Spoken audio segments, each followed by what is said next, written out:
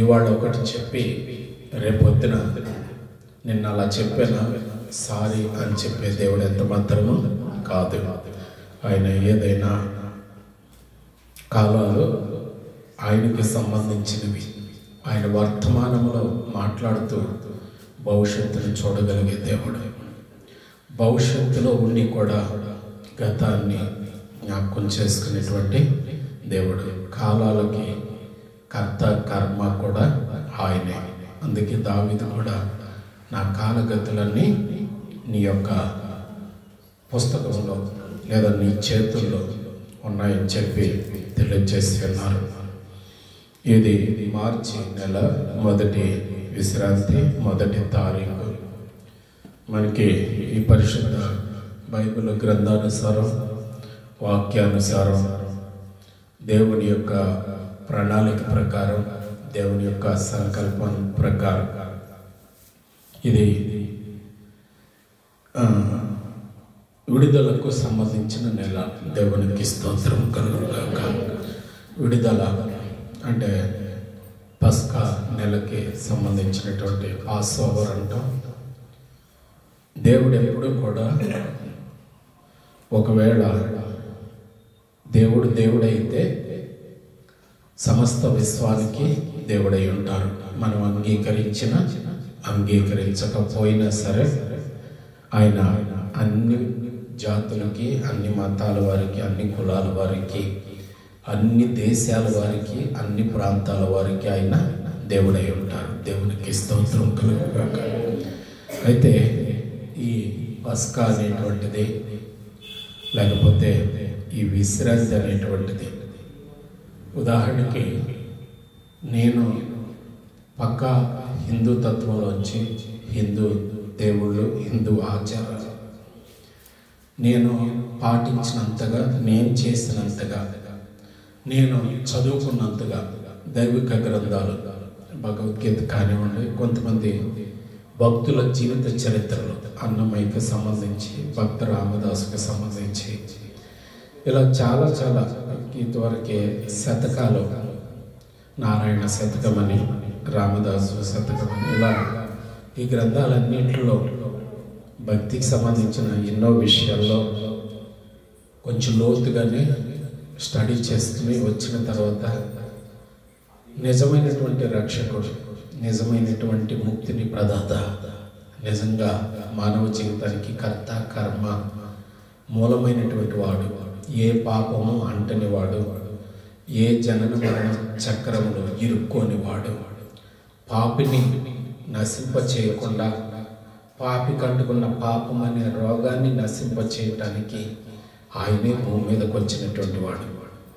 సరిగ్గా మన గ్రంథాలని మనం సరిగ్గా చదవకోకుండా పాస్టర్ల మీదో, పూజారుల మీదో, పెద్దల మీదో ఆధారపడటం వల్ల మనకి దేవుని ఉద్దేశం పక్కదారి పట్టేస్తుంది. మనుషుల ఉద్దేశాలు మనకి వచ్చి కూర్చున్నాయి. ఆ విషయంలో ప్రభువే 3.5 సంవత్సరాల్లో ఆయన సువార్త ప్రకటన చేసింది, తన గురించి తాను ప్రకటన చేసింది 3.5 సంవత్సరాలు. మార్కు శుభవార్త 7వ అధ్యాయం మీరు ఇంటికి వెళ్ళిన తర్వాత ఒకసారి ఆయన ఎంత బాధపడ్డారో చూడండి. ఎందుకంటే ఆయన్ని ఎలా ఆరాధించాలని మనల్ని ఆయన చేస్తున్నారో అలా మనం ఆరాధించకుండా కొన్ని ఈ విశ్రాంతి దిన విషయాల్లో కానివ్వండి, లేకపోతే ఒకసారి ఆ మాట చదవండి. ఇప్పుడు ఎలా మార్చబడిందో దేవుని ఉద్దేశం, దేవుని ప్రణాళిక, దేవుణ్ణి ఆరాధించవలసిన విధానము, దేవుని పట్ల మనం ప్రవర్తించిన తీరు తెన్నులు, దైవ సేవకులమైనటువంటి మేము ముఖ్యంగా దైవ సేవకులను ఉద్దేశించి ప్రభు 700 సంవత్సరాల క్రితమే ఇప్పుడు జరుగుతున్న విషయాన్ని ఇప్పుడే చూసి రాస్తున్నట్లుగా 700 సంవత్సరాల క్రితం రాసి ఉంచారు. యెహెజ్కేలు గ్రంథం 22వ అధ్యాయం, యెహెజ్కేలు గ్రంథం 22వ అధ్యాయం 26 నుంచి ఒక్కసారి చదవచ్చు. జాగ్రత్తగా అర్థం చేసుకోండి. దాని యాజకులు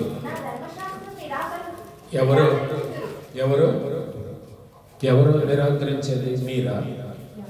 యాజకులే. ధర్మశాస్త్రం అంటే మీరు తప్పుగా అనుకోవద్దు. ఆజ్ఞలు వేరు, కట్టడలు వేరు, విధులు వేరు, ధర్మశాస్త్రం వేరు. ఆజ్ఞలు అంటే 10 మాత్రమే. దేవుడు ఇచ్చినటువంటి ఆజ్ఞలు 10 అవి. ధర్మశాస్త్రం అంటే ఈ బైబిల్ మొత్తం. యూదులకి ధర్మశాస్త్రం అంటే పాత నిబంధన మాత్రమే. వాడు కొత్త నిబంధన నమ్మరు. పాత నిబంధనే ధర్మశాస్త్రం వాడికి. దాని యాజకులు ఏం చేస్తున్నారంట అంటే దీనిని నా ధర్మశాస్త్రం, ఆయన ధర్మశాస్త్రాన్ని ఏం చేస్తున్నారట, నిరాకరిస్తున్నారు. అంటే పట్టించుకోవట్లేదు, అంగీకరించట్లేదు. ఎవరాళ్ళు? విశ్వాసుల, అన్యుల? దాని యాజకులే. దయచేసి అర్థం చేసుకోండి. నేను తప్పు చేస్తున్నప్పుడు నా మీద నింద మోపేది అన్యుడు కాదు, నా మీద నింద మోపేది దేవుడే. సో క్రైస్తవులు తప్పుడోళ్ళు అని నింద మోపేది ఎవరంటే దేవుడే. ఇది అర్థం చేసుకోవాలి. మనం వాళ్ళ మీద వీళ్ళ మీద కాదు మనం చేయాల్సింది. దేవుడే మన మీద నేరారోపణ చేస్తున్నారు. మీరు చేయాల్సిన విధంగా చేయట్లేదు, ఉండాల్సిన విధంగా ఉండట్లేదు. దీనికి రిలేటెడ్గా మార్కు శుభవార్త 7వ అధ్యాయం ఒకసారి తప్పకుండా చదవండి. 7వ అధ్యాయం ఫస్ట్ నుంచి. ఇప్పుడు చదవండి, ఇది చదవండి. నాకు ప్రతిష్ఠితములకు వస్తువులను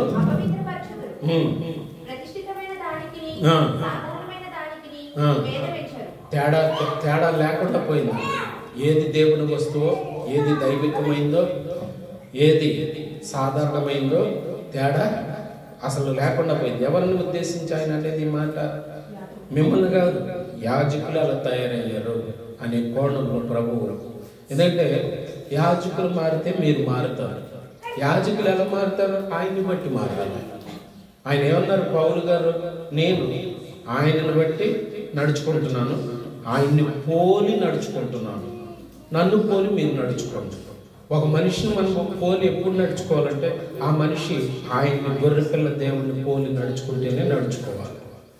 యాజకులు అలా నడవట్లేదు అని ఆయన యేసుకెళ్ళి, అది ప్రవచన గ్రంథం. అది ఈ చివరి రోజుల్లో ఇప్పుడు జరుగుతున్నటువంటి ఈ భయంకరమైనటువంటి పరిస్థితులను ఉద్దేశించి దేవాది దేవుడు అలా బాధపడుచు ఉన్నారు. నేను ఈ ప్రస్తావన ఎందుకు తెస్తానంటే ఈ రహస్యాలు, దేవుని ప్రాణ, దేవుని ఉద్దేశం, దేవుని ఏర్పాటు, దేవుణ్ణి ఆరాధించవలసినటువంటి విధానం అది పక్కదారి పట్టింది. దేవుడు కోరుకున్నట్టు లేదు, దేవుడు ఆశించినట్టు లేదు. ఏదైనా దేవుడు కోరుకున్నట్టు మనం ఆరాధిస్తే దేవుణ్ణి మనం అడుగుటానికి మనకి ధైర్యం ఉంటుంది.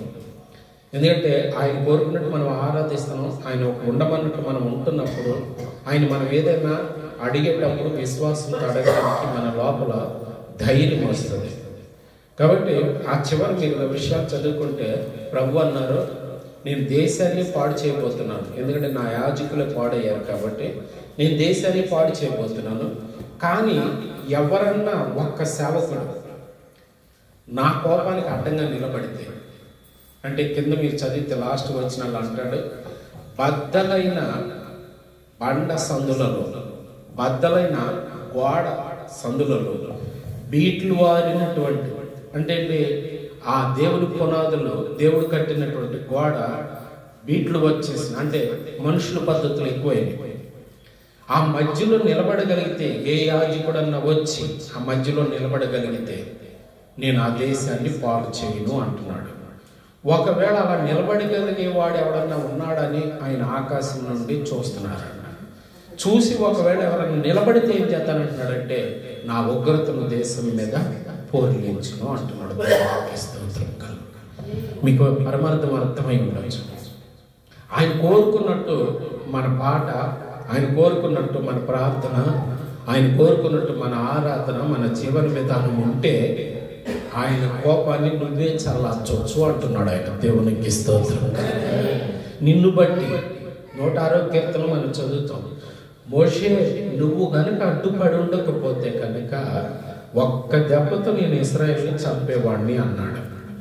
కాబట్టి మనం ఎలా ఉండాలంటే మన నీతి, దేవునిలో మన విశ్వాసం, దేవునిలో మన సత్య భరితమైనటువంటి ఆరాధన ఎట్లా ఉండాలంటే దేవుని కోపాన్ని చల్లార్చగలిగేటువంటి దమ్ము మనలో ఉండాలి. దేవునికి స్తోత్రం. అది ఎప్పుడు వస్తుందంటే ఆయన ఆరాధించమన్నట్టే ఆరాధిస్తే, ఆయన ఉండమన్నట్టే. ఇప్పుడు ఆ ప్రతిమకు మొక్కమన్నారు, ప్రాణాలే తీసేద్దామన్నారు. ప్రాణం తీసేసుకో, కానీ నేను మాత్రం ఆ ప్రతిమకు మొక్క. ఒకవేళ మొక్కితే బతికేవాళ్ళు కదా లెక్క అయితే, మామూలుగా అనుకుంటారు కదా. అంటే అయితే ఎందుకు చిన్నదానికి మొక్కితే ఏం పోతే అనుకోలేదు వాళ్ళు. మా దేవుడు సమర్థుడు. ఒకవేళ మమ్మల్ని రక్షించకపోయినా ఆయన కొరకు చచ్చిపోతామే తప్ప తప్పు మాత్రం చెయ్యం.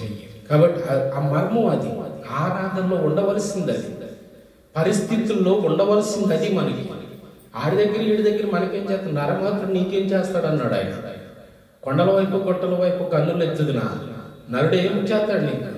అటు ఇటు మనం కన్నులు ఎత్తాల్సిన అవసరం ఉండదు. ఎందుకంటే మన ఆరాధన యథార్థమైతే దేవునికి స్తోత్రం కదా.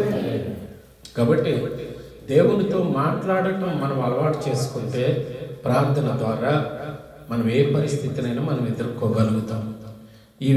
ఈ నెల మనకి ఈ ప్రస్తావన అంతా ఎందుకు తెచ్చానంటే, ఇశ్రాయేలుకు ఒక రకమైన దేవుడు, యూదులకు ఒక రకమైన దేవుడు, ఇటు అన్యులకు ఒక రకమైన దేవుడు, మనకో రకమైన దేవుడు ఉండడు. మనం చాలామంది దేవుళ్ళు మనం చేసుకున్నాం, కానీ మనం చేసుకున్న దేవుడు మాత్రం ఒక్కడే. దేవునికి స్తోత్రం కలుగు. కాబట్టి ఆయన ఒక చట్టం చేశారు, ఒక ప్రణాళికను ఏర్పాటు చేశారంటే అది యావత్ ప్రపంచానికి చెందింది. అది యూదులకి చెందిందో క్రైస్తవులకి చెందిందో లేదా అలా ఉండదు. అలా ఉంటే ఆయన దేవుడే కాదు. కాబట్టి ఈ పరమార్థాలు మనం కొన్ని, ఎందుకంటే ఈ పండుగలు ఇశ్రాయేలుల విషయంలో యూదుల విషయంలో ప్రభు మన పట్ల శరీరధారిగా భూమి మీదకి వచ్చి ఆయన ఏం చెయ్యాలి, ఏం చేస్తున్నారు, ఏం చేశారు అనే విషయాలని రాబోయే తరాలకి గుర్తుండిపోవడం కోసం వాటిని ఏం చేశారంటే కొన్ని పండుగలుగా వాటిని అలా శాశ్వతంగా ఉండిపోయేటట్టు లిఖించారు. సో మనం వాటిని అనుసరించాలి తప్ప మన అంగులకి, మన ఆర్భాటాలకి, మన ఉపశమనం కొరకు, లేకపోతే మనకి కొద్దిసేపు ఉద్రేకం కొరకు, మన స్వల్ప ఆనందం కోసమో ఇది భక్తి కాదండి. ఇది భక్తి అనేటువంటిది ఒక మత్తు మందు కాదు. అది ఇప్పుడు క్రిస్మస్ రోజున ఉన్న ఆనందం ఆ తెల్లారు ఉండదు చూడండి. కానీ నిజంగా లేకపోతే మన పర్ణశాలకు ఉన్న ఆనందం ఆ మరుసటి రోజు ఉండదు. లేదా కొత్త బట్టలు వేసుకున్న రోజు ఉన్న మానసిక స్థితి ఆ మరుసటి రోజు ఉండదు. కానీ ఆత్మతో సత్యంతో ఆరాధించే వాడికి అలా ఉండవు. నిన్న ఒకలాగా, ఇవాళ ఒకలాగా, రేపు ఒకలాగా ఉన్నాడు. సింహాల బోన్లో ఉన్నా ఆడు బయట ఉన్నా ఒకేలాగా ఉన్నాడు. దేవునికి స్తోత్రం. అక్కడ ఆనందించాడు, ఇక్కడ కూడా ఆనందించాడు. జైల్లో ఉన్నా ఒకేలాగా ఆనందించాడు. సంకెళ్ళేసి నీరో చక్రవర్తి మెడ మీద కత్తిట్టి పొడుస్తూ నరుకుతున్నప్పుడు కూడా పౌలు ఆనందించాడు. దేవునికి స్తోత్రం కలగదు. కాబట్టి మన భక్తి మనకి ఎట్లా ఉంటారంటే పరిస్థితులను బట్టి మారిపోయేది భక్తి కాదు. స్థిరంగా ఉండగలగాలి. ఇలాగ బైబిల్ గ్రంథంలో ఆయన ప్రభువారు గొర్రెపిల్ల దేవుడు మన కొరకు, మన రక్షణ కొరకు ఏమేమి చేయబోతున్నారు, ఏం చేశారు, ఏం చేస్తూ ఉన్నారు, ఏమేం చేయబోతున్నారంటే భవిష్యత్తుకి సంబంధించి, ఏం చేశారంటే గతానికి సంబంధించి, ఇప్పుడు ఏం చేస్తున్నారంటే వర్తమానానికి సంబంధించి, త్రికాలాలలో ఆ గొర్రెపిల్ల దేవుడు మన కొరకు ఏం చేస్తున్నారు అనేటువంటిది అర్థం చేసుకోవడానికే దేవాది దేవుడు ఏం చేశారంటే కొన్ని పండుగల రూపంలో ఆయన కార్యాలను మన ముందు ఉంచారు. సో ఆ వేలోనే మనం విశ్లేషించుకుంటూ పరీక్షించుకుంటూ వాటినే మనం అనుసరించాలి తప్ప వాటిలో కూడా అక్షరార్థంగా అనుసరించకూడదు. ఉదాహరణకి ఇది కూడా నిలబడదన్నాడు ఆయన. ఎందుకంటే ఇది ఎవరి గురించి రాయబడిందో ఆయన మన ముందు ప్రత్యక్షమైనప్పుడు ఇది నిరర్థకమైపోతుందని రాశారు. వాక్యం కూడా ఉండదు కదా. ఎందుకంటే వాక్యానికి మూలకర్త అయినటువంటి ప్రభు ప్రత్యక్షమైనప్పుడు ఇక దీంతో పని ఉండదు. ఇది కూడా నీడే. అయితే వాస్తవం వచ్చే వరకు ఈ నీడను పట్టుకుని మనం నడవలసినటువంటి అవసరత ఖచ్చితంగా ఉంది. కాబట్టి అంటే మన లక్ష్యం అంతా కూడా ఎవరి మీద ఉండాలి, మన గుర్రెంత ఎవరి మీద ఉండాలంటే యేసు వైపు చూచు. దేవునికి స్తోత్రం కదా. మీరు ఏమైనా చేయండి, అది యేసుకు అనుకూలంగా ఉంటుందా లేదా, ప్రభువుకు అనుకూలంగా ఉంటుందా లేదా అనేటువంటిదే మనం చూసుకుంటూ వెళ్ళవలసిన అవసరం ఉంది. మనకి ఈ బైబిల్ క్యాలెండర్ ప్రకారం వచ్చే నెల 11వ తారీఖు అంటే 12, 11 అంటే యూదుల లెక్క ప్రకారం 10 అంటే 9 నైట్, యూదుల క్యాలెండర్ ప్రకారం రోజు వాళ్ళు లెక్క పట్టేది. యూదులు అంటే మళ్ళీ అట్లా అనుకోవద్దు, బైబిల్ ప్రకారం రోజు ఎప్పటి నుంచి లెక్క పెడతారంటే అస్తమయము మరలా అస్తమయం నుంచి అస్తమయం వరకు రోజు ఈ బైబిల్ లెక్క ప్రకారం. మన హిందువుల క్యాలెండర్ ప్రకారం ఉదయం నుంచి సూర్యోదయం నుంచి మరలా రేపు సూర్యోదయం వరకు, అస్తమయం నుంచి మరలా అస్తమయం వరకు. అంటే అస్తమయం అంటే రాత్రి ప్రారంభం, రాత్రి ప్లస్ పగలు కలిపితే బైబిల్ రోజు, పగలు ప్లస్ రాత్రి కలిపితేనే హిందూ క్యాలెండర్ ప్రకారం. అర్ధరాత్రి 12 నుంచి అర్ధరాత్రి 12 వరకు బ్రిటిష్ కాలమానం. రోజు లెక్క కట్టే విధానాలు అలా ఉన్నాయి. మనకి ఇవన్నీ లెక్కలోకి రాకూడదు, మనకి బైబిలే లెక్కలోకి రావాలి. దేవునికి స్తోత్రం. సో బైబిల్ లెక్క ప్రకారం ఇవాళ సాయంత్రం నుంచి రేపు సాయంత్రానికి ఒక రోజు, అంటే రేపు అనేది ఇవాళ సాయంత్రంతో ప్రారంభం అవుతుంది అన్నమాట. సో మనకి వచ్చే నెల ఈ బైబిల్ లెక్క ప్రకారం వచ్చే నెల 12వ తారీఖు మనకి మొట్టమొదటి పండుగ. బైబిల్లో ఉన్నటువంటి 7 పండుగల్లో మొట్టమొదటి పండుగ పస్కా పండుగ. సహజంగా పండుగ ఎప్పుడు కూడా పుట్టినరోజు, లేకపోతే ప్రమోషన్ వచ్చిన రోజు, లేకపోతే ఉద్యోగం వచ్చిన రోజు మనకి పండుగలుగా భావిస్తాం. ఏదైనా శుభకరమైంది మేలుకరమైంది జరిగింది పండుగగా భావిస్తాం. కొడుకు పుట్టినరోజు, కూతురు పుట్టినరోజు, అవి శుభకరమైనవి. కానీ ఒక్క బైబిల్లో ప్రభు చనిపోయిన రోజు కూడా పండుగ. బైబిల్ అంతట్లో పండుగలు ప్రారంభమయ్యేది మరణ దినంతో ప్రారంభమవుతాయి. ఆయన మరణిస్తే తప్ప నాకు మరణం లేకుండా పోయింది. దేవునికి స్తోత్రం. మరలా గుర్తు చేస్తున్నాను, ప్రభు ప్రేమ నీ మీద నా మీద ఎంత గొప్పదంటే, నా తరపున తండ్రి దేవునికి పరలోకంలో వచ్చి జగత్తు పునాది వేయబడక మునిపే వధింపబడిన గొర్రె పిల్లగా, ప్రాణం పెట్టడానికి సిద్ధపడి ఉన్న గొర్రె పిల్లగా నా పక్షాన నా తరపున తండ్రి దేవునికి హెబ్రీ పత్రిక 9:16 రాసి ఉంటుంది. ఈ మాట ఏమని రాసి ఉందంటే, మీకు క్లియర్గా చెప్తాను, అర్థం చేసుకుని. ఇప్పుడు మా నాన్నగారు లేరు, నా వైపు చూడండి. ఇప్పుడు మా నాన్నగారు లేరు. మా నాన్నగారు లేకపోవటం వల్ల 4 ఆడపిల్లలు 2 మగపిల్లలు. ఒక 6 ఎకరాల పొలం ఉండేది. 1 ఎకరం అమ్మిన తర్వాత 5 ఎకరాలు ఉంది. తర్వాత ఎవరు ఏం గొడవలు పడతారో, తర్వాత నేను వెళ్ళిపోయిన తర్వాత అని నాన్న ఏం చేస్తారంటే, పలానా వ్యక్తికి ఎంత, పలానా వ్యక్తికి ఎంత, పెద్ద అమ్మాయికి ఎంత, పెద్ద ఆయనకి ఎంత అని వీలునామా రాశారు. వీలునామా రాసి సంతకం పెట్టి తర్వాత తన లోకయాత్రను పూర్తి చేసుకుని వెళ్ళిపోయారు. ఇప్పుడు వీలునామా రాశారు, మా 6గురికి ఆస్తులు వీలునామా రాశారు అనుకుందాం. ఇప్పుడు మా నాన్నగారు ఉన్నప్పుడు ఆ ఆస్తులు మేము తీసేసుకోవచ్చా? కొంచెం మనసు పెట్టి ఆలోచించి సమాధానం చెప్పండి. మా నాన్నగారు వీలునామా రాస్తారు. ఎప్పుడు రేపే చనిపోతానో, ఎల్లుండి చనిపోతానో, ఈ సంవత్సరం చనిపోతానో, ఎప్పుడు చనిపోతానో తెలియదు కాబట్టి తర్వాత ఈయన ఇబ్బంది పడకూడదు, నా గౌరవ మర్యాద రోడ్డు పాలు చేయకూడదు. ఈరోజు చూడండి, రిజిస్టర్ ఆఫీస్ దగ్గర జుట్టుపట్లట్టేసుకుని కొట్టేసుకుని నానా యాత్ర, కొంటకే సెంటుకి ఇళ్ల స్థలాలకి ఎంతో గౌరవ మర్యాదలతో కష్టపడి సంపాదించిన తల్లిదండ్రుల పేర్లు కూడా రోడ్డు మీద ఈడ్చేస్తున్నారు కేవలం ఆస్తుల కోసం. అలా జరగకూడదని ఆయన ఏం చేశారంటే వీలునామా రాశారు. ఇప్పుడు వీలునామా రాసిన వ్యక్తి చనిపోలేదు. వీలునామా రాసిన వ్యక్తి చనిపోకపోతే ఆయన రాసినటువంటి ఆస్తి నాకు రాదు. వీలునామా ఎప్పుడు చెల్లుతుంది? చనిపోతేనే చెల్లుతుంది. తండ్రి అయిన దేవుడి దగ్గర ప్రభు అయినటువంటి గొర్రె పిల్ల ఆనంద తైముతో అభిషేకించబడి భూమి మీద కంట అలానే ఏడుకొండల పాస్టర్ గారి నిమిత్తం నేను ప్రాణం పెడుతున్నాను అని వీలునామా రాసి వచ్చారు అని 9:16 హెబ్రీ పత్రికలో రాసి. అంటే వచ్చిన వాడు ఏం చేయాలి? ఎప్పుడు నేను బతుకుతాను? ఆయన ప్రాణం పెడితేనే బ్రతుకుతాను. అంటే వీలునామా ఎప్పుడు చెల్లుద్ది? మరి ఆయన ఏమని వీలునామా రాసి వచ్చారు? నా ప్రాణానికి బదులు ఆయన ప్రాణం పెడతానని వీలునామా రాసి వచ్చారు ఆయన. సో నేను బతకాలంటే ఏం చేయాలి? ఆయన చనిపోవాలి. ఆ వీలునామా ఎప్పుడు చెల్లుద్ది? ఖచ్చితంగా ఆయన ప్రాణం పెడితేనే చెల్లుద్ది. నేను ఎప్పుడు బతుకుతాను? ఆయన చనిపోతే బతుకుతాను నేను. ఆయన మరణం అయితేనే నాకు మరణం లేకుండా.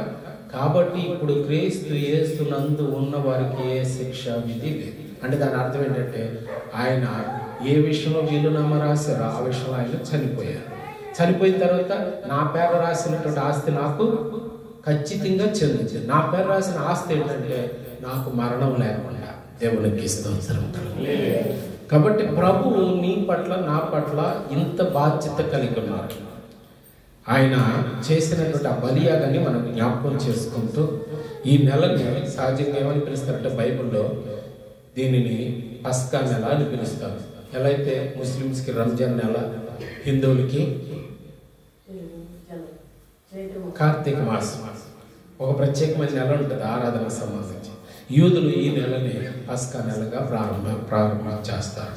ఈ నెల మొత్తము కూడా ఆ ప్రభు శరీరాన్ని, ప్రభు యొక్క రక్తాన్ని తీసుకోవటానికి వరకు అప్పుడుకప్పుడు వెళ్ళిపోయి నాకు నేను యోగ్యుడిగా అనుకోవటం కాదు, నన్ను యోగ్యుడిగా ఆయన మెచ్చుకోవాలి. దేవునికి స్తోత్రం.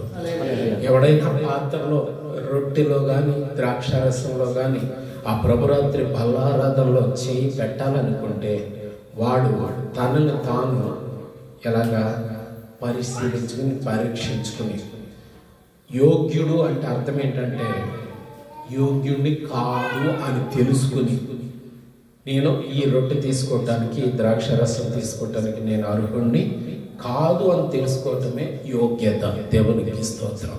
అంటే నేను పాపిని అని తెలుసుకోవాలి.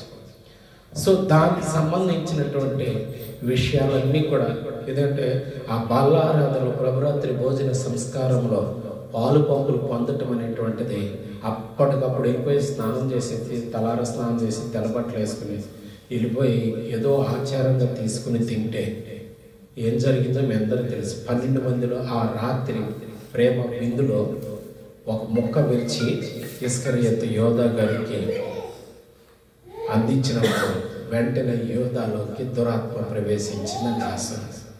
అంటే దాన్ని బట్టి మీకు ఏమర్థమైంది? దేవుని ముసుగులో దేవునికి లోబడకుండా లోపల ఒకటి బయట ఒకటిగా మనం కలిగి ఉండి ఆయన ఆరాధనలో కానీ ఆయన ప్రభురాత్రి భోజన సంస్కారంలో కానీ ఆయన మందిరంలో కానీ మనం ఉంటే మనం చేసేది మనం తిన్నది మనకేమవుతుందంటే ప్రమాదాన్ని తెచ్చిపెడుతున్నాడు. వెంటనే సాతాను వాడిలోకి ప్రవేశించిన రాసుంది. ఇది ప్రభువు ఇచ్చినటువంటి రొట్టె ముక్క. మరి మిగతా 11 మందికి అది రక్షణార్థమైనటువంటి శక్తిని ఇచ్చింది. మెడ మీద కత్తి పెట్టినా సావటానికి సిద్ధపడ్డారు, ఆ శక్తిని ఇచ్చింది. కానీ యోధాకి మాత్రం ఈ రొట్టె ముక్క ఏమైందంటే వాడు తినంగానే లోపలికి వెళ్ళంగానే ఏమైందంటే వెంటనే సాతాను వాడిలోకి ప్రవేశించింది. అంటే దీని భావం ఏంటంటే వారం చేసేవాళ్ళు ఉన్నారు ప్రభురాత్రి, నెలలో మొదటి వారం చేసేవాళ్ళు ఉన్నారు ప్రభురాత్రి. లేదా మన యూదులు కానివ్వండి, మన బైబిల్ ప్రకారం మరణదినం వారం రాదు, మరణదినం నెల రాదు. పండగ ఎప్పుడు సంవత్సరానికి ఒక్కసారి, మరణదినం ఒక్కసారి వస్తుంది. సో ఒక్కసారి వస్తుంది కాబట్టి సంవత్సరానికి ఒక్కసారి. అది కాకుండా విలువలు దాన్ని పదే చేయటం వల్ల ఏం జరుగుతుందంటే నిర్లక్ష్యం పెరుగుతుంది. అది ప్రభురాత్రి భోజన సంస్కారం అనేటువంటిది బైబిల్ సంస్కరణలు అన్నిటిలో కూడా అత్యంత ప్రమాదకరమైంది, అత్యంత పవిత్రమైనది. దాన్ని ఎట్టబడితే అట్ట చేయటానికి ఎవ్వరూ కూడా సాహసం చేయకూడదు. దానివల్ల ఏం జరుగుతుందంటే అన్యుడి కంటే ప్రమాదకరమైనటువంటి స్థితిలోకి మనం వెళ్ళిపోవటం జరుగుతుంది. సో ఈ క్రమంలో అసలు ఈ పస్కా అనేటువంటిది ఎలా పుట్టింది ఏంటి? పస్కా యొక్క పరమార్థం ఏంటి? పస్కా అనేటువంటిది ఏదో గొర్రె పిల్లకి ఇశ్రాయేలుకి సంబంధించిందేనా, ఐగుప్తుకి కనాను దేశానికి సంబంధించిందేనా? ఈ పరమార్థాలు మనం గ్రహించాలి. ఇందులో ఈ పస్కా గొర్రె పిల్లగా పస్కాను మన గొర్రె పిల్ల ప్రభువుని వర్ణించారు. పౌలు గారు వధింపబడింది అని చెప్పి పస్కా గొర్రె పిల్లగా ప్రభువుని వర్ణించడం అనేటువంటిది మనం కొరింథీ పత్రికలో మనం చూస్తాం. ఏంటి ఈ పస్కాకి సంబంధించినటువంటి కొన్ని విషయాలు మీ ముందు ఉంచుతాను. అసలు పస్కాకి ముందు ఏం జరిగింది, పస్కా పరమార్థం ఏంటి? పాస్ ఓవర్, ఇంగ్లీష్లో దీన్ని పాస్ ఓవర్ అంటే దాటిపోవటం. ఏంటి దాటిపోవటం అనేటువంటి పరమార్థాన్ని ఒకసారి చూద్దాం. అసలు దీని సందర్భం ఏంటంటే బైబిల్ అంతటిలో కూడా, బైబిల్లోనే కాదు, మీరు ఎక్కువ మంది అందులో పుట్టిన వాళ్ళు, అందులోనే పెరిగే వాళ్ళకి కొన్ని విషయాలు అర్థం కాదు. బైబిల్ తప్ప మరొకటి తెలియదు. ఇప్పుడు మేమున్నాం ఎక్కువ శాతం, మనం బయట నుంచి ఇక్కడికి వచ్చాం. ఇప్పుడు మనకు చాలా విషయాలు ఏంటంటే అక్కడ లేనిది ఏదో ఇక్కడ ఉంది. దేవునికి స్తోత్రం కలుగును గాక. అంటే దాని అర్థం ఏంటంటే రక్తం చిందించుకోకుండా పాప క్షమాపణ జరగదు. రక్తమే పాపానికి విరుగుడు. ఇది ఇక్కడ కాదు, బైబిల్లో కాదండి, అన్ని గ్రంథాల్లో ఈ సూత్రం ఉందండి. ఆ రక్తం ఏమై ఉండాలంటే పవిత్రమైందై ఉండాలి. ఆ రక్తం ఏమై ఉండాలంటే అది సంసార బంధంలో ఇరుక్కున్న వాడిది కారాదు. ఆ రక్తం కలుషితమైంది కారాదు. అది నిష్కళంకమైంది ఉండాలి, పరమ పవిత్రమైందై ఉండాలి. అది పర సంబంధమైన రక్తమై ఉండాలి. సో ఆ మొట్టమొదటి ఆ రక్తానికి ఉన్నట్టు బైబిల్ ఆది కాండం నుంచి ప్రకటన గ్రంథం వరకు రక్తం రక్తం రక్తం రక్తమే విడుదల ఇచ్చేది. దేవునికి స్తోత్రం కలుగునుగాక. రక్తమే పాపం నుంచి మనిషిని దూరం చేయగలిగేది, పరిశుద్ధునిగా చేసేది రక్తం మాత్రమే. ప్రాణానికి ఏదో teeth for teeth, I for I, అదే సిద్ధాంతం. కంటికి కన్ను, పన్నుకు పన్ను. అంటే ఒకడు పన్ను పీకితే మరలా మనం కూడా పన్నే పీక. అదే రక్తానికి రక్తం అంటే అర్థం ఏంటంటే ప్రాణానికి ప్రాణం అంటే అర్థం ఏంటంటే పాపం ప్రాణం తీస్తుంది. సో ప్రాణం పోతే మళ్ళీ ప్రాణం పెడితేనే ప్రాణం పోయింది మళ్ళీ తిరిగి రావడానికి అవకాశం ఉంటుంది. పాపం వల్ల ప్రాణం పోయింది, ఆయన ప్రాణం పెడితే మరలా మనకి ప్రాణం వచ్చినట్టు అన్నమాట. కాబట్టి రక్తమే ప్రాణం. బైబిల్లో కూడా రక్తమే ప్రాణం. ప్రాణం అన్నా రక్తం అన్నా ఎక్కువ రక్తం పోతే ఏమైపోతాడు మనిషి? చనిపోతాడు. కాబట్టి ఈ పరమార్థాలు మనం గ్రహించుకున్నాం. మనకి ఐగుప్తులో మొట్టమొదటిసారిగా మన పితరుడైనటువంటి, కొంచెం ఓపికతో వినండి విషయాలు, మన పితరుడైనటువంటి అబ్రహాముకి దేవుడు వాగ్దానం చేశారు. ఎక్కడ వాగ్దానం చేశారు, ఏమని వాగ్దానం చేశారో ఒకసారి చూద్దాం. అప్పటికి ఇంక ఇవేమీ జరగల.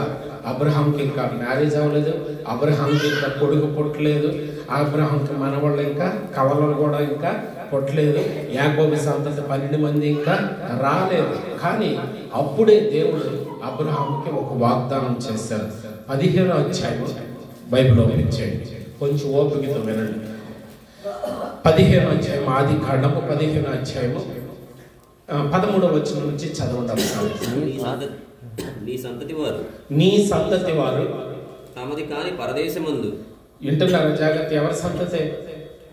అబ్రహాము సంతతి. యూదులు ఎవరి సంతతే? అబ్రహాం సంతతే.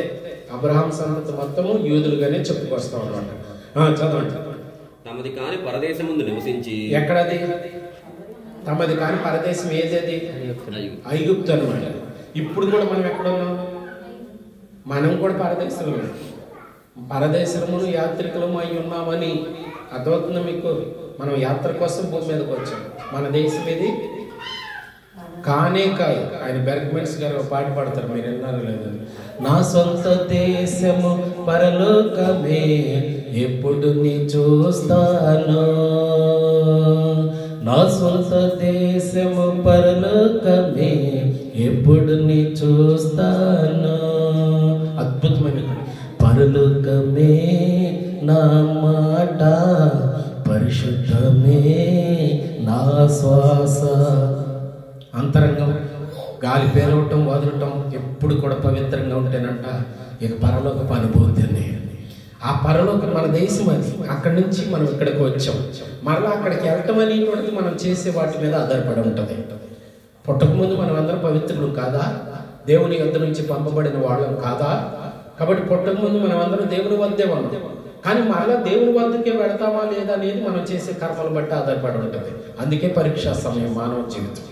యాత్రికులు పరదేశంలో ఇప్పుడు కూడా.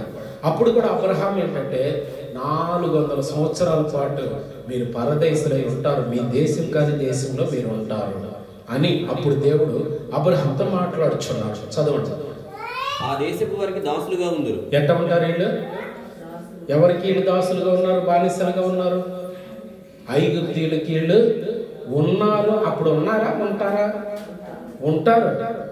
అప్పుడు అబ్రహాంకి అసలు మ్యారేజ్ అవ్వలేదు, అబ్రహాంకి ఇంకా పిల్లలే పుట్టలేదు. అప్పుడు ఏం చెప్తున్నారు ఆయన?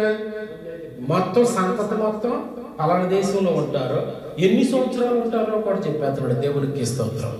అర్థమవుతుందా మీకు? నిజంగా మనం ఆయన మీద ఆధారపడితే మన భవిష్యత్తు ప్రణాళిక అంతా ఆయన చేతుల్లో ఉంటుంది. మన బిడ్డల భవిష్యత్తు అంతా ఆయన చేతుల్లో ఉంటుంది. ఏది ఎప్పుడు చేయాలో ఆయన చేస్తారు. నువ్వు ఊరికే ఉంటావు అంతే. దేవునికి స్తోత్రం. నువ్వు కంగారు ఎప్పుడు పడతావు చెప్పనా? నీ భక్తి నీకు ధైర్యం పుట్టించకపోతే. నీ పూర్తి విశ్వాసం ఆయన మీద లేకపోతే కంగారు పడిపోతావు. అడిగినోడికి నీ బాధల గురించి చెప్తావు.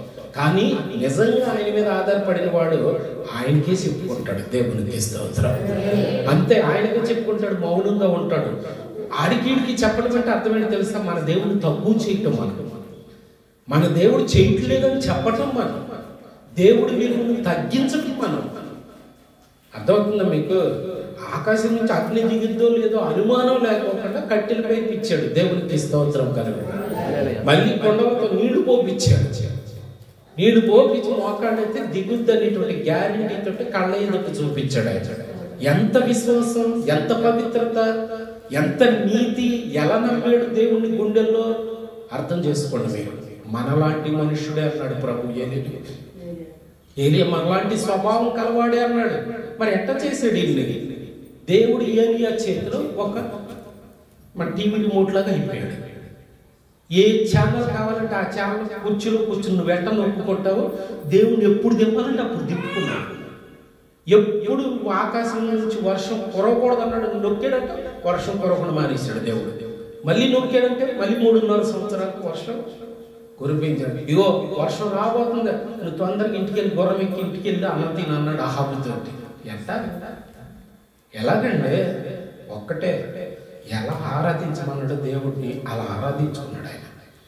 ఏలి ఎప్పుడు ఒంటరి, ఏలి ఎప్పుడు ఏకాంత ప్రార్థన, ఏలియా ఎప్పుడు కూడా దేవుడి గురించి ఎక్కడ మాట్లాడాలి, ఎప్పుడు దేవుడితో మాట్లాడకుండా లేడు. నా మాట అర్థమైంది మీకు? ఎక్కడ దేవుడి గురించి మనకు రివర్స్ లో ఉంటుంది. మనం అందరం దేవుడి గురించి మాట్లాడతాం జనాల మెప్పు కోసం, మనం భక్తి పొందుగా జనాల దృష్టిలో అయిపోవటం కోసం, జనాలు మనం గుర్తించడం కోసం. కూర్చునేటప్పుడు ఏసయ్యని కూర్చుంటాం, లేచేటప్పుడు ఏసయ్యని లేగుతాం. ఇంకా కొన్ని సందర్భాల్లో ఇంట్లో మామూలుగా తినేస్తాం, నలుగురిలో భోజనాలు ఎట్టేటప్పుడు మాత్రం చెయ్యిట్లా పెట్టి ప్రార్థన చేస్తూ ఉంటాడు. ఒక్కొక్కడు ఒళ్ళు మండిపోతూ ఉంటుంది ఈ వేషాలన్నీ చూస్తున్నప్పుడు. అది ఇంట్లో అసలు దేవుడే గుర్తుకురాడు ఆడికి. నలుగురిలో ఉన్నప్పుడు మాత్రమే, ఇంటికాడ ఉన్నప్పుడు అన్ని సినిమా పాటలు, నలుగురిలో ఉంటే మాత్రం అబ్బో తెగ పాడేస్తూ ఉంటాడు. ఇది కాదండి భక్తి, దయచేసి. ఇది ప్రమాదం, ఇది ప్రమాదం, ఇది ప్రమాదం అండి. ఇది కొరివితో నెత్తిపోకోవటం అండి. మనకంటే అన్నిటికీ శిక్ష తక్కువ ఉంటుంది ఈ విషయం. ఒక్క మాట చెప్పమంటారా? అది చదువుని పూర్తి చేయండి, చెప్తాను. పెడదాం. ఈ సంతతి వారు తమది కాని పరదేశమందు నివసించి ఆ దేశము వారికి దాసులుగా నుందరు. వారు 100 ఏళ్లు వీరిని శ్రమ పెట్టుదురు. వీరు ఎవరికి దాసులవుదురో ఆ జనమునకు నేనే తీర్పు తీర్చుదను. దేవునికి మంచి స్తోత్రం చెప్పండి. హల్లెలూయా. ఎవరు మనల్ని వాడుకుంటున్నారో, మన తరపున దేవుడు నిలబడి, మన బలం సరిపోదని, మన బలం సరిపోతేనే కదా మనం వాడుకునేది ఎదుటివాడు. అర్థమవుతుందా మీకు? మనం ఎదుటివాడికి బానిసం అయ్యామంటే అర్థమైనా మన బలం సరిపోలా. కానీ ఆయన అంటున్నాడు, నీ పక్షాన్ని నేను నిలబడతాను, వాడి కొవ్వు నేను తీతాను అంటున్నాడు. దేవునికి స్తోత్రం. వాళ్ళకి తీర్పు నేనే. అప్పటికి అసలు ఏమీ లేదు. ఏదో అంటారు ఆలు లేదు, సూలు లేదు, అల్లుడి పేరు సోమలింగం అని. అప్పటికి ఇంకేమీ లేదు. అబ్రహాం అసలు పెళ్ళే లేదు. కానీ ఎన్ని తరాలు చూశాడో, ఎంతమందిని చూశాడో, 30 లక్షల మంది భవిష్యత్తు చూశాడు దేవుడు. చూసి అబ్రహాంలోంచి వచ్చేటువంటి నువ్వు ఎంతో నడుతున్నాడు, నడిచిందంతా నీదే అన్నాడు అబ్రహాంతో. దేవుని స్తోత్రం చెప్పండి. అంటే పవిత్రతకి, విశ్వాసానికి, నీతికి, యథార్థతకి ఉన్న శక్తి చూడండి. ఏం కష్టపడ అసలు అబ్రహాము, నువ్వు నడిచిందంతా నీదే అన్నాడు. ఆశీర్వాదం అంటే ఆశీర్వాదాల కోసం బైబిల్ ఒక్క వాక్యం చూపించండి. అబ్రహాము నాకు ఈ ఆశీర్వాదం ఇమ్మని అడిగినది ఒక్క వాక్యం చూపించండి అబ్రహాం సంబంధించి. అబ్రహాం ఆస్తులు ఎక్కడ అడగలేదు సరికదా. ఓ మంచి బిల్డింగ్ కూడా కట్టుకోవాలి. అబ్రహాం జీవిత ప్రయాణం అంతటిలో గుడారమే. ఎండ వేళ గుడారంలో, మమ్రే వనం దగ్గర గుడారంలో, సాయంకాలం పూట గుడారంలో. నీ గుడారం అదే, నువ్వు ఉండటానికి నేను కూడా అందులోనే ఉంటాను అన్నాడు దేవుడు దిగి వచ్చి. దేవునికి స్తోత్రం. కారణం ఏంటంటే నాకు నీ ఇల్లు ఇష్టం కాదు, నువ్వే నాకు ఇల్లు అన్నాడు. నువ్వే నాకు ఇల్లు, నువ్వు ఎక్కడుంటే నేను అక్కడే. నీతో పాటు నేను కూడా 40 సంవత్సరాలు గుడారాలలో ఎడారులో మీకోసం ప్రేమ ఎంత పని అయినా చేపిస్తుంది. దింపుకొచ్చేసింది అబ్రహాం. నువ్వు నడిచినంత నీదే. రోజుకి ఇంచుమించు ఆయన ఇంటికి వచ్చి భోజనం చేసి వెళ్ళేవాళ్ళు 500 మంది. పరుగులు ఉరుకు పరుగులతోటి శారా అబ్రహాం ఇద్దరు కూడా బైబిల్ మీరు చదివేయలేదు 18 అధ్యాయం. ఆయన దేవదూతలు వచ్చినప్పుడు అబ్రహాం చేసిన అడాన్ని ఎంత అర్థం కాదు. ఏం కనపడుతుంది అక్కడ? దేవుడి మీద అబ్రహాం ఉన్నటువంటి లోపల ఉన్న ప్రేమ, శ్రద్ధ, భక్తి. అమ్మో, నా ఇంటికి రావడానికి నేను అర్హున్నా. పరుగులు పరుగులు పరుగులు పరుగులు ఎత్తేసి ఆమెని కంగారు పెట్టించేసి వితిన్ సెకండ్స్లో సిద్ధం చేశాడు భోజనం.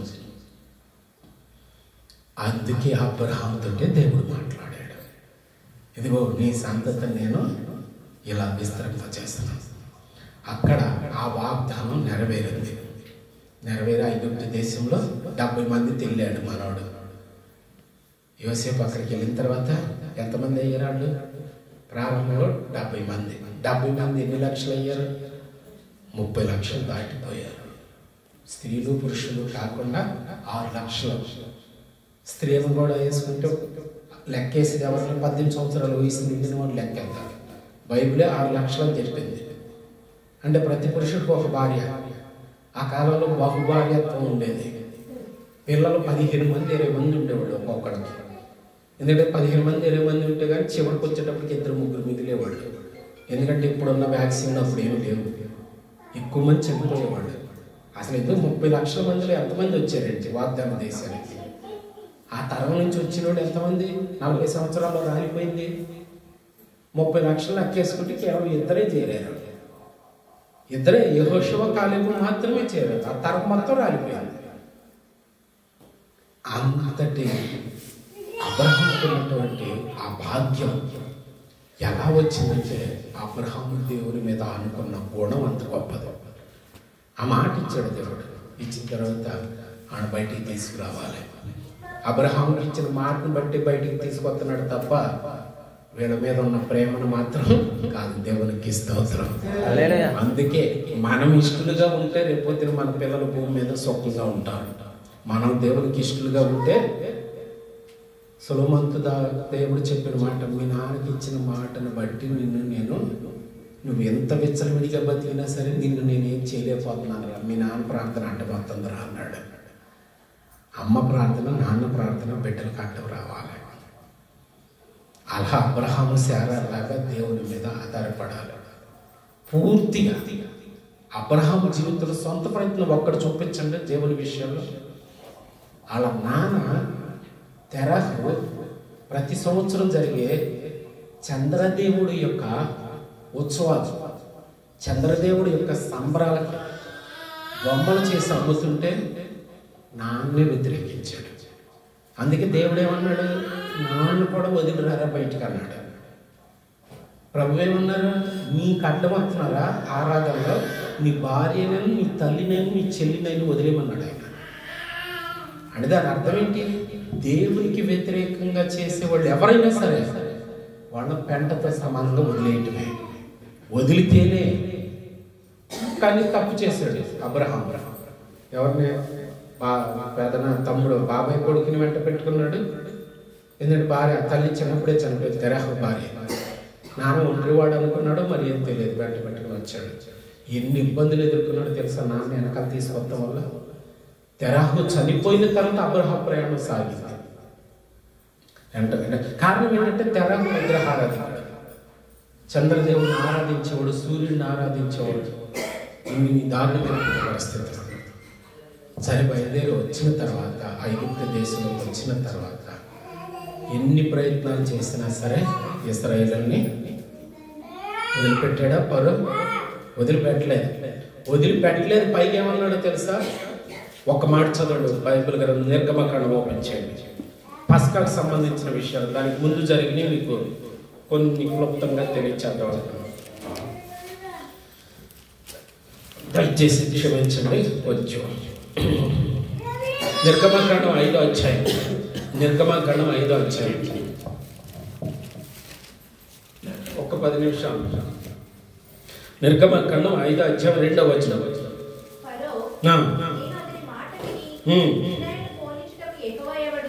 ఏమన్నాడు చివర?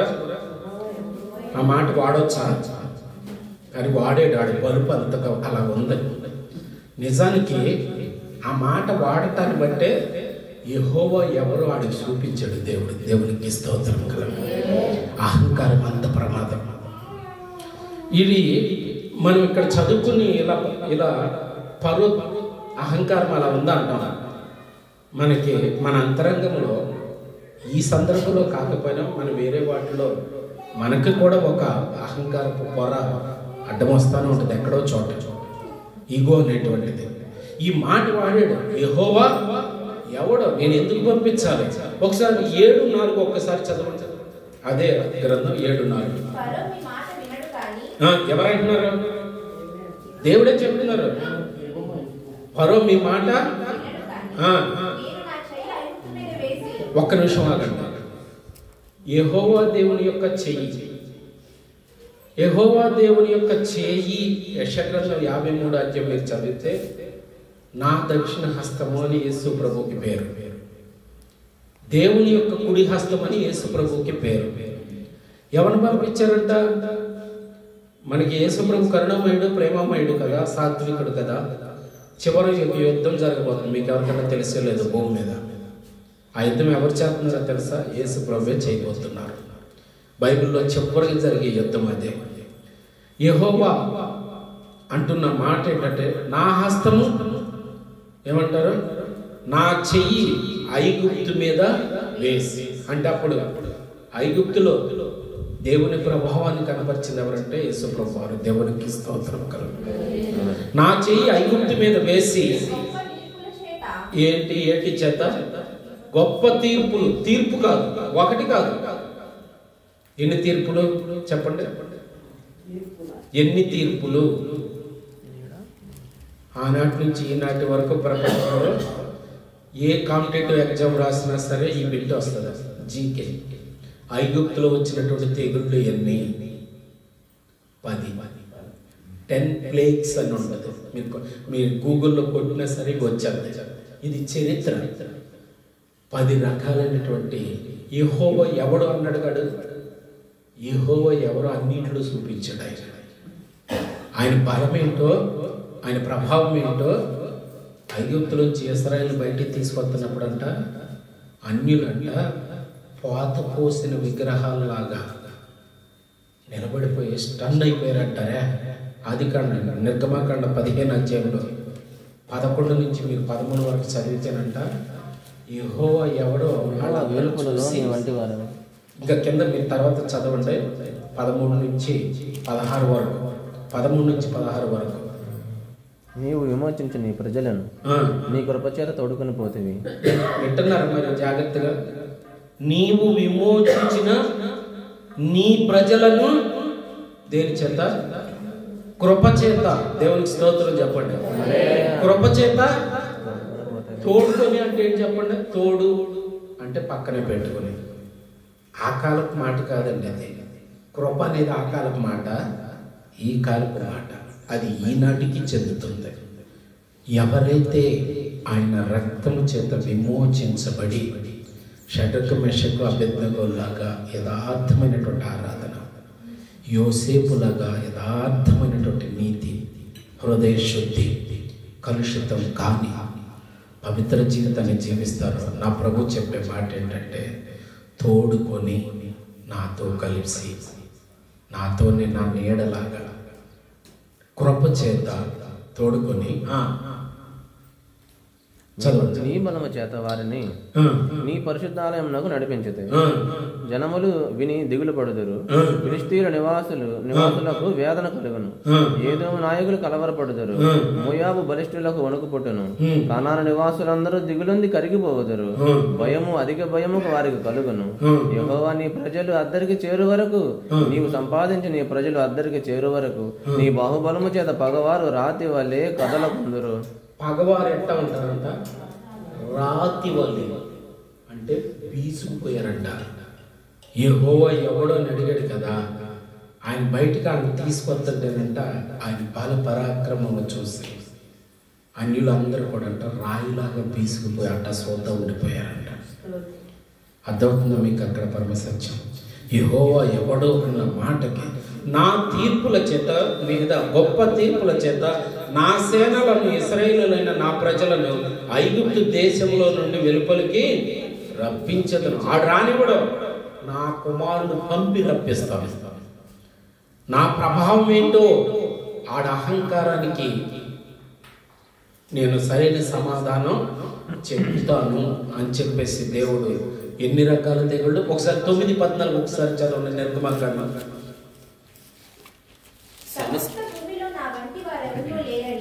దేవుని గట్టిగా స్తోత్రం చెప్పండి. సమస్త భూమిలో ఆ విషయం తెలియకేగా ఈ మాట అన్నది. యెహోవా ఎవడు అన్నాడు కదా, సమస్త భూమిలో నా వంటి వారు, సమస్త భూమిలో నా వంటి వారు ఎవరునూ లేరని నీవు తెలుసుకొనవలెనని ఈసారి నేను నా తెగుళ్ళన్నీ నీ హృదయం నొచ్చునంతగా నీ సేవకుల మీదకి, నీ ప్రజల మీదకి నేను పంపెదను. ఎవరితో మాట్లాడుతున్నాడు? ఫరోతో మాట్లాడుతున్నాడు. ఫరో సైతాను చేతిలో సేవకుడు, మోషే దేవుని చేతిలో సేవకుడు. ఫరో మీరు నెట్లో కొట్టి చూడండి. ఫరో ఆ ఎదర నాగుపాము ఉంటుంది, పడగొప్పింది.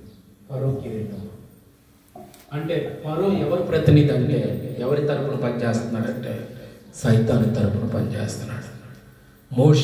మోషే చేతిలో చేతి కర్ర దేవుని తరపున పనిచేస్తూ ఉంది. కాబట్టి దేవుని ప్రత్యక్షత, దేవుని బాహుబలము, దేవుని బల పరాక్రమంలో ఫరోకి అర్థమయ్యేటట్లు దేవుడు చెప్తున్నాడు. సో మనం ఈ మాట నేను ఎందుకు మీకు జ్ఞాపకం చేస్తున్నంటే, దేవుని బలం మించిన బలం ఏది దేనిలోనూ ఉండదు.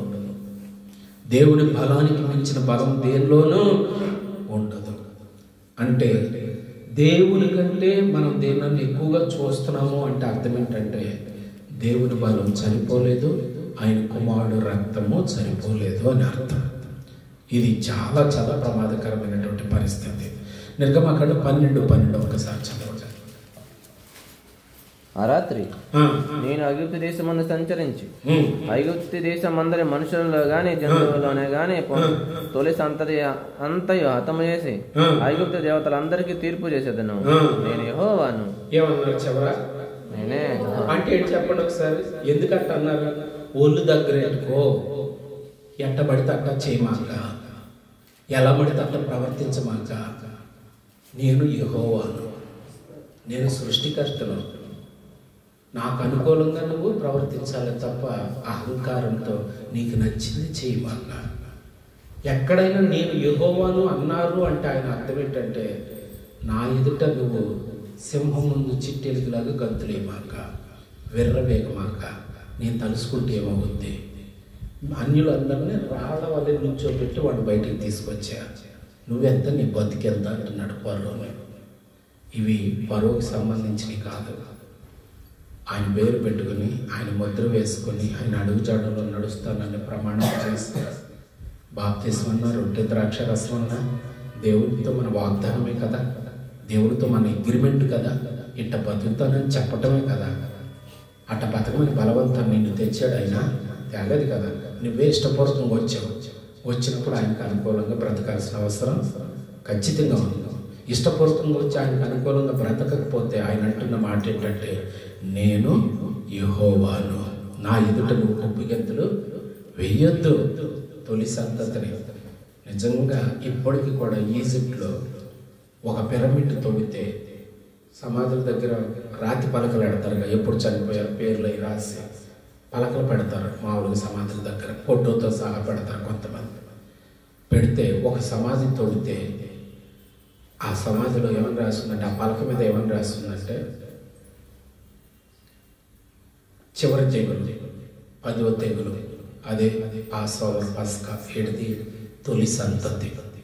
మా అన్నయ్యని దేవుడు చంపేస్తే, ఇశ్రాయేలు దేవుడు చంపేస్తే, మా అన్నయ్య తర్వాత నేనే రాజును అవ్వాల్సి వచ్చింది అని రాసి ఉంది ఒక పలక మీద. అంటే దాని అర్థం ఏంటంటే, నిజముగా దేవుడు తొలిచూలు సంతతిని చంపాడు అని యావత్తు ప్రపంచం నమ్మింది. ఎందుకు అంత శిక్ష ఎందుకు పడింది? కారణం ఏంటంటే వాడికి పాఠం నేర్పాలి. మరి నిజంగా ఇశ్రాయేలీయులు ఎవరికైనా తొలిసూరు సంతతి చనిపోయారా? ఆ రక్తమే కదా వాళ్ళు కాపాడింది. నిలువు గమ్ముల మీద, అడ్డి కమ్మ మీద, ఏ ఇంటి గడప మీద అయితే రక్తం ఉందో ఆ ఇంటిని ఆయన ఏమి చేయకుండా ఏ కీడు అంటే ఒక్కటే గుర్తు, రక్తం మనిషిని విడిపించింది. దేవునికి స్తోత్రం. ఓ చిన్న ఎగ్జాంపుల్ చెప్పి నేను క్లోజ్ చేస్తాను. యెహోషువ గ్రంథం 2వ అధ్యాయం. రక్తానికి ఉన్న గొప్పతనం ఏంటో యెహోషువ గ్రంథం 2వ అధ్యాయం. ఈ 10 తెగుళ్ళ గురించి ప్రభు చెప్పబోతే ఇంకోసారి మాట్లాడుకుందాం. 17 నుంచి ఒకసారి చదవండి. మీకు ఆ 2వ అధ్యాయం అంటే రహబు అనే వేశ్య గుర్తుకు జాగ్రత్తగా వినండి. ఒక్క నిమిషం తల్లి ఆగరా. ఇక్కడ సందర్భం మీ అందరికీ తెలుసు. ఆ పట్టణాన్ని చూడటానికి వేగి చూడటానికి వెళ్ళారు. వెళ్తే ఏం చెప్పేది ఆవిడ, అయ్యా పైన మీరు చదువుకోండి, అయ్యా మీరు నమ్మిన దేవుడు సామాన్యుడు కాదు, ఆయన గొప్ప దేవుడు. ఏదో ఒక రోజున ఈ దేశాన్ని ఆ దేవుడు ఖచ్చితంగా స్వతంత్రించుకుంటారు. మీరు ఇక్కడికి వచ్చేస్తారు, ఇదిగో నాకు ఒక సహాయం చేసి కట్టరా అన్న. ఏంటి అన్నాడు. మీరు ఈ దేశంలోకి వచ్చిన తర్వాత నన్ను, నా తల్లిదండ్రుల్ని, నా రక్త సంబంధాన్ని, నా బంధువర్గాన్ని ఏ కీడు జరగకుండా కాపాడతామని మాట ఇవ్వరాను. అమ్మ నువ్వు చేసిన దానికి, నీకున్న విశ్వాసానికి. ఆవిడెవరో యూదురాలు కాదు, ఆవిడెవరో పవిత్రురాలు కూడా కాదు, పేరే వేశ్య. రహాబు కొడుకే ఎవరు? బోయాజు. రహాబు భర్త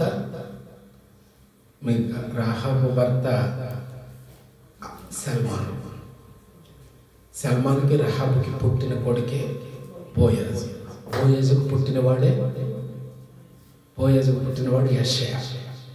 యెషయాకు పుట్టినటువంటి 9 మంది కొడుకుల్లో దావీదు. అందుకే యేసు ప్రభు పుట్టుక గురించి రాసే లిస్టులో వంశంలో రహాబు పేరు ఉంటుంది. ఆవిడ యూదురాలు కాదు, ఆవిడ పుణ్యాత్మురాలు కాదు, కానీ లోపల అంతరంగం దేవునికి ఇచ్చేసింది. పరిశుద్ధ దేవుడై ఆయన్ని నమ్ముతున్నాను, ఆయన గురించి తెలుసుకున్నంతే, చూడాల, ఆ ప్రభావాలు చూడాల, ఆ కార్యాలు చూడాల. అప్పుడు ఆడు ఏం చేశారు తెలిసి 18వ వచనం చదువు. ఆడు ఏం చేశారు? ఎక్కడి నుంచి దించింది? ఆడిని బయట కిందకి రక్షించింది, కిటికీలోంచి దించింది కదా. ఆ కిటికీ కంట ఒక ఎర్రని తాడు కట్టిందండి. ఈ వెళ్ళిపోయేవాళ్ళు ఏమంటే వేరే రంగు కట్టవచ్చు కదండి, ఎరుపు తాడు ఎందుకు కట్టాలండి? ఆ కిటికీకి ఎర్రని తాడు కట్టితే ఆ ఎరుపు ఆనాటి చర్మపు చొక్కాలు తొలగించాడు దేవుడు రక్తంతో. ఆ రక్తం ఆ కిటికీ దగ్గర వాళ్ళ వంశం మొత్తాన్ని కాపాడింది. కాబట్టి మన అంతరంగం ఆయన రక్తంతో కడగబడేటట్లుగా మనం ఇప్పుడు లోపల ఆరాధన ఇప్పుడు కూడా దీపము నిత్యము వెలుగుతూ ఉండేటట్లుగా తైలము నిత్యము, ప్రార్థన అనే తైలము ఆత్మదీపానికి ఎప్పుడు కూడా పోసుకుంటూ ఉండాలి. లోపల అంతరంగంలో జరగాలి. ఆ ఎర్రని తాడు, ఆ రక్తపు తాడు, ఆ రక్తపు గుర్తు ఏ ఇంటి గడప మీద, కమ్మిల మీద రక్తపు మరకలోనే, గొర్రెపిల్ల రక్తపు మరకలోనే ఆ ఇంటికి ఏ కీడు చేయకుండా దాటిపోయాడు కదా.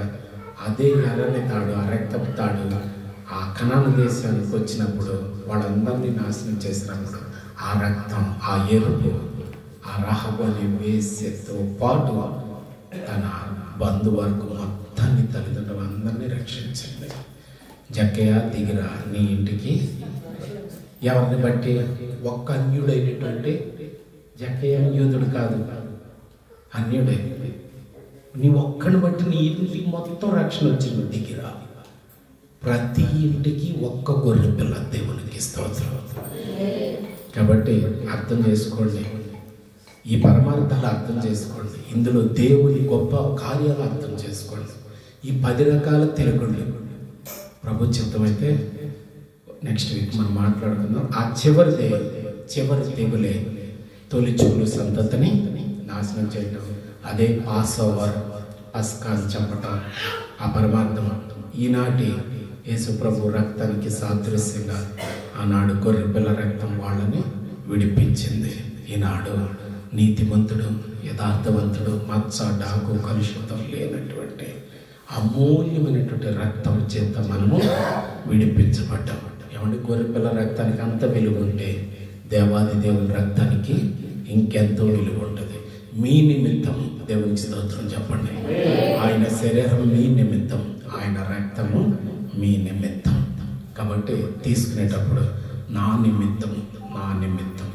ఆయన శరీరంతో వచ్చింది నా నిమిత్తం, ఆయన రక్తంతో వచ్చింది నా నిమిత్తం, ప్రాణం పెట్టింది నా నిమిత్తం. కాబట్టి ఈ పరమార్థాన్ని గ్రహించుదాం. ప్రభు చిత్తమైతే నెక్స్ట్ వీక్ ఏంటి ఆ తెగుళ్ళు ఏంటి, ఎందుకు ఆ తెగుళ్ళ రూపంలో, ఎందుకంటే అపరో విరవిగడిగా యెహోవా ఎవరని, ఎందుకంటే మిడతలను పుట్టించారు, కప్పలను పుట్టించారు, దేశం అంతా కప్పలు వచ్చింది. ఇప్పటికీ కూడా మరి మీరు బైబిల్లో చూస్తే, ఇప్పుడు మన భారతదేశం, మన ఆంధ్రాలో, మన ఏరియాలో కూడా చూస్తే వర్షం కురవకపోతే ఎవరిని ఊరేగిస్తారు ఖచ్చితంగా. ఎందుకంటే బైబిల్లో పక్కాగా యూదులు, ఐగుప్తులందరూ కప్పను దేవుడికి ఆరాధించేవాడు. రావణ బ్రహ్మ భార్య ఎవరు? మండోదరి. మండూకం అంటే ఏంటి? కప్ప. ఉదరం అంటే కప్ప గర్భం నుంచి పుట్టిందావిడి. మండోదరి, ఉదరం అంటే పొట్ట, మండూకం అంటే కప్ప, కప్ప గర్భం ఉంటాయి, అది జరుగుతాయి. కాబట్టి కప్ప కాదురా దేవుడు, నేనే అని తెరవటానికి కప్పలు పుట్టించి కప్పలు సరిగాడు. ఈగలను ఆరాధించారు, దోమలను ఆరాధించారు, మిడతలను ఆరాధించారు, నైలు నదికి నమస్కారం చేస్తున్నారు. నీళ్లు కాదురా నేను బతికించేది, నా జీవజలం బ్రతికిస్తుందా అంటే నీళ్లు మొత్తం రక్తం చేశారు. ఏ రక్తం వాళ్ళకి రక్షించిందో అదే రక్తం వాళ్ళకి కీడయింది. ఆయన నమ్ముకున్న వాళ్ళకి మేలైంది రక్తం. ఆ రక్తమే కదా వాళ్ళు బయటకు తీసుకొచ్చింది. ఆ రక్తమే ఇస్తారు. ఐగుప్తుని నీళ్లు తాగనివ్వకుండా నైలు నది మొత్తం ఏమైంది? రక్తం అయిపోయింది. ఒకటి నేను యథార్థంగా చెప్తున్నా, గుండె లోతుల్లో ఇందులో ఏముందో అలాగే ఫాలో అవ్వండి. మొహమాటాలకే, రాజకీయాలకే, పెద్దరికాలకే తలవంచొద్దు. అప్పుడు దేవుణ్ణి తక్కువ చేసినట్టు అయిపోతారు. నేనైనా సరే తెలిసి తెలియని కొన్ని మాటలు ఎక్కడన్నా పొరపాటుగా చెప్తే అయ్యా వాక్యంలో ఎలా ఉంది కదా అని అడగండి. మీకు నమస్కరిస్తాను. నేను ఇలా ఉంది కదా, మీరు ఎందుకు ఇలా చెప్పారు? దేవుణ్ణి దేవుడుగా ఆరాధించకుండా మన మార్గంలో మన ఇష్టానుసారం మనం ఆరాధిస్తున్నామంటే నేను యెహోవానని జ్ఞాపకం చేసుకోరా అంటాడు దేవుడు. దేవుని మనం తక్కువ చేసినట్టు అయిపోయింది. అట్టి కృప, అట్టి విచక్షణ జ్ఞానం, అట్టి వివేకం దేవుడు మనకు అనుగ్రహించును గాక. ఆమేన్.